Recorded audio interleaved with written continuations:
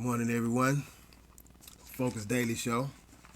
As usual, I want to begin this show by giving all praise due to the Most High and His Son, Jesus Christ.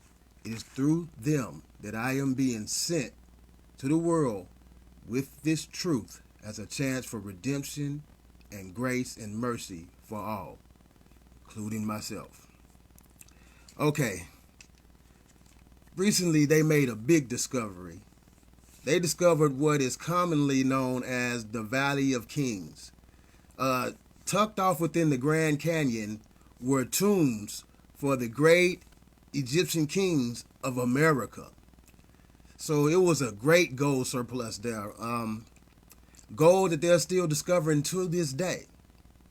We're going to speak a little bit about that, and then we're going to get into how once they made these discoveries, a new transportation system was born. Stagecoaches, all courtesy of Wells Fargo and American Express. You see y'all. All right, this guy, Carl Richard Lepsius, made a discovery in the mid 1800s, I should say. So I'm over here on Wikipedia. Carl Richard Lepsius. Check it out. Lepsius reached as far as south of Khartoum. Barton? No. And then traveled up the Blue Nile to the region about Senir. After exploring various sites of Upper and Lower Nubia, the expedition worked back north. Now, turn your discernment on, folks. They're speaking in deep code. But if you've been following my series, you understand this code and you understand how to break it down. If not, join the show. Hello, how everyone doing? But go back to the beginning and keep up with the timeline. So each time I drop a new show, you're right here with me. Excuse me. The expedition worked back north, reaching Thebes on November 2nd, 1844, where they spent 4 months studying the western bank of the Nile, the Colorado, such as Ramesseum, Medinet Habu, and the Valley of the Kings. See, they slipped it in there real smooth like, because they officially don't begin speaking about the Valley of the Kings until they discovered King Tut's tomb. Okay. After attempting to record as much as possible, afterward they stopped at Coptus, the Sinai, and the sites of the Egyptian Delta, such as Taurus, before returning to Europe in 1846. So Carl Richard Lepsius made a big discovery. And once again, the Confederation and their pillaging and disenfranchisement were in full effect. All right. Let's get into this American Express real quick. This should be interesting.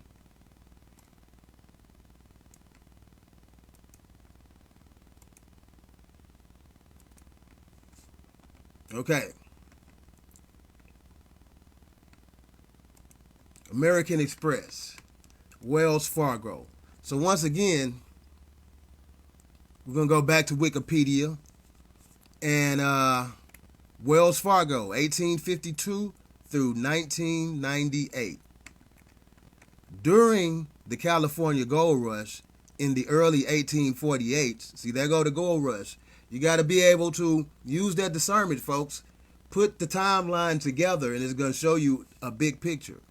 It's going to show you how we as a people lost sight of God, and until today we're still enduring the curse we brought upon ourselves.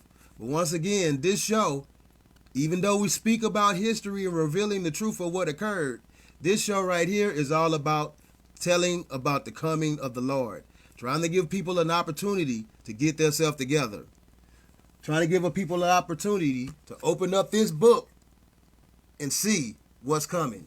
and see the good news. Okay, once again, Wikipedia, Wells Fargo. During the California gold rush in early 1848 at Sutter Mills near Coloma, California, financiers and entrepreneurs from all over North America and the world flocked to California, drew by the promises of huge profits. So only employees of the company were allowed to partake in this venture. And if you had your company membership card or whatever they carry, you was allowed to go and help pillage the new temples they had just discovered right east of the California in the Grand Canyon. Vermont native, let me go back to one more time. During the California gold rush in the early 1848 at the Sutter's Mill near Coloma, California, financiers and entrepreneurs from all over North America and the world flocked to California, drawn by the promise of huge profits. Vermont native Henry Wells and New Yorker William G. Fargo watched the California economy boom with keen interest. Before either Wells or Fargo could pursue opportunities offered in the United States, however, they had business to attend to in the eastern United States. So, once again, they even had to be approved by the company. But once they were approved by the company, which is headed by the Pope and the Crown, the gold rush in California was in full effect. Let's go into a little bit more of this Wells Fargo history. Bring y'all in here with me. A little bit more reading, and we're going to get on up out of here. Wells Fargo, shipping company and baking company. HistoryChannel.com. This gold discovery in California in 1849 prompted a huge spike in the demand for cross-country shipping. Wells and Fargo decided to take advantage of these great opportunities. In July 1852, their company shipped its first loads of freight from the East Coast to mining camps scattered around Northern California. The company contracted with independent stagecoach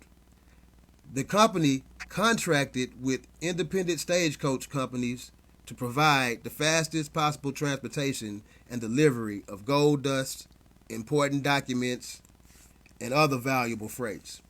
So, the stagecoach legends begin. The stagecoach robbery, the Wild Wild West, the zoos, the human zoos, portrayal of the Wild Wild West was all part of the great cover-up of continuous robbery and disenfranchisement of the indigenous people of North America, the children of God, okay, from East Coast to West Coast. But right now the West Coast is opened up. So if you're keeping up, they have discovered a gold in Texas, they've discovered gold in Georgia, and then now they've just discovered gold in California. You know, I know they teach us that Africa, gold, diamonds. No. If you're paying attention, folks, the mass resource and surplus of gold is coming from right here in America. And it's what spearheaded this disenfranchisement and made it official. Okay. It also served as bank buying gold dust, selling paper It also served as a bank buying gold dust, selling paper bank drafts, and providing loans to help fuel California's growing economy. All right, let's go a little bit more into it. What else we got? Well, that's it, folks. That's it for today. We're going to keep it nice and short. Once again, American Express, Wells Fargo, shame. Y'all on the hook. All right. That's it, folks. Focus Daily.